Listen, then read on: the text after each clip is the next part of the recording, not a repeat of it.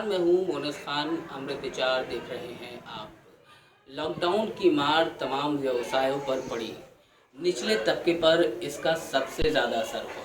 एक ऐसा ही क्षेत्र है जिसमें सबसे ज़्यादा लॉकडाउन का असर हुआ। लॉकडाउन की वजह से जो एक व्यवसाय था बैंड बाजा, इसके ऊपर सबसे ज़्यादा लॉकडाउन ने अपनी मार मारी। और इसके तमाम इस व्यवसाय से जुड़े जो कारीगर थे, जो कलाकार थे, जो फनकार थे, उनके आगे इस वक्त एक ऐसी परिस्थिति है जिसे भुखमरी कहा जा सकता है। उनके पास काम नहीं है। आप क्या कहेंगे ये तो हम भी नहीं सोच सकते, क्योंकि किसी और दूसरे काम में वो जा नहीं सकते। मैं इस वक्त एक बैंड के गोदाम में खड़ा हूँ। तमाम इंस्ट्रूमेंट जो हैं वो देखिए आप दीवारों पर टंगे हैं। ये कभी फनकारों के हाथों में होते थे, कारीगरों के हाथों में होते थे। पीछे ये इंस्ट्रूमेंट आप देख सकते हैं, मगर फ़िलहाल ये गोदाम में धूल फाक रहे हैं सिर्फ़ और सिर्फ लॉकडाउन की वजह से, क्योंकि सरकार की गाइडलाइन है बारात में 50 से ज़्यादा लोग नहीं होने चाहिए। मगर जो बैंड बाजे वाले हैं उनका कहना है कि कम से कम प्रशासन को हमारे बारे में सोचना चाहिए। जिस तरह से उन्होंने 50 लोगों की इजाज़त शादी ब्याह के लिए दी है, उसी तरह कम से कम बैंड की टीम के लिए 11 लोगों का इंतज़ाम तो होना चाहिए, उनके लिए अनुमति देनी चाहिए। इन तस्वीरों को देखकर आप लॉकडाउन से पहले की यादों को ताज़ा कर सकते हैं। सड़कों पर नाचते गाते बाराती और बैंड वालों की सुरताल। मगर अब यह गुज़रे ज़माने की बात हो चुकी है।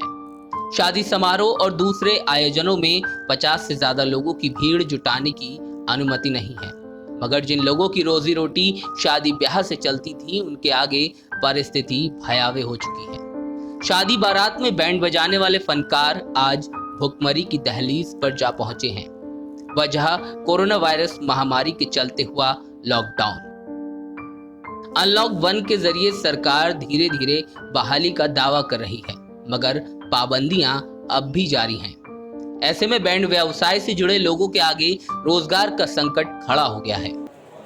जो ऑर्डर थे भी अप्रैल मई के, वो भी कैंसिल हो चुके हैं हमारे को। बहुत स्थिति ख़राब है, जिसमें 750 कारीगर जो हैं इस टाइम बहुत परेशान हैं। बड़ी भूखमरी का फैली हुई।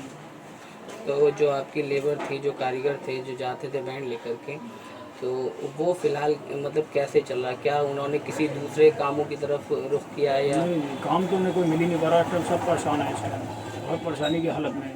हम लोग भी बार बार संतोष जी के जा चुके हैं, वहाँ पर अपील की है, मगर अभी कोई रिजल्ट तो आया नहीं। क्या मांग है आपकी शासन से? यही जो है आपके जो है 30-40 आदमी आना, थोड़ी और बढ़ा दी जाए उसको, जो है थोड़ी बारात में छूट कर दिया। हम लोगों का भी 11 आदमियों का बैंड चालू हो जाए, 4 लाइटें घोड़ी चला दिया, जो हम लोगों का भी जो है रोजी रोटी चलती रहे। इसमें कारीगर लोग जो हमारे जितने परेशान हैं सब।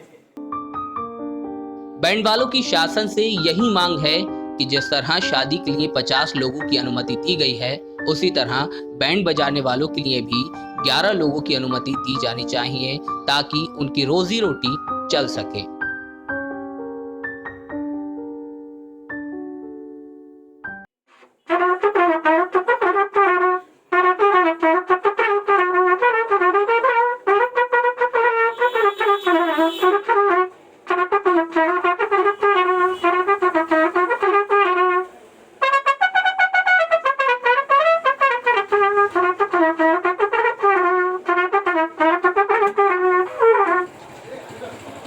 तो सुना आपने, ये धुन शादी बारातों की सबसे मशहूर धुन है, मगर ये धुन लॉकडाउन की वजह से पिछले कई दिनों से सुनाई नहीं दे रही है। वजह यही है कि कोरोना वायरस के चलते लॉकडाउन लगा हुआ था, लेकिन ये जो धुन इन बैंड बाजों वालों के लिए रोजगार का सहारा थी। जो बाराती अपने विवाह और दूसरे फंक्शंस में धुन को बजवाते थे, उनके लिए जश्न का सहारा थी, मगर आज ये धुन सिर्फ हमारे सुनाने के लिए बची है, क्योंकि इनकी बात हम आप तक पहुंचाना चाहते हैं। आगे क्या स्थिति होगी ये अभी कुछ नहीं कहा जा सकता। क्या होगा इन बैंड वालों का, इस पूरे व्यवसाय से जुड़े लोगों का क्या होगा, क्या स्थिति रहेगी इनकी, हमें नहीं पता। तमाम लोग बेरोजगार हो चुके हैं, खाने को नहीं है उनके पास। बेरोजगारी क्या रंग लाएगी, क्या आगे की स्थिति होगी, हम कुछ नहीं कह सकते, इनको भी नहीं पता। इनकी प्रशासन से, शासन से, सरकार से सिर्फ इतनी मांग है कि हमें आप कोई रोजगार दिला दीजिए। कैमरामैन शारिक के साथ मोनिस खान, अमृत विचार।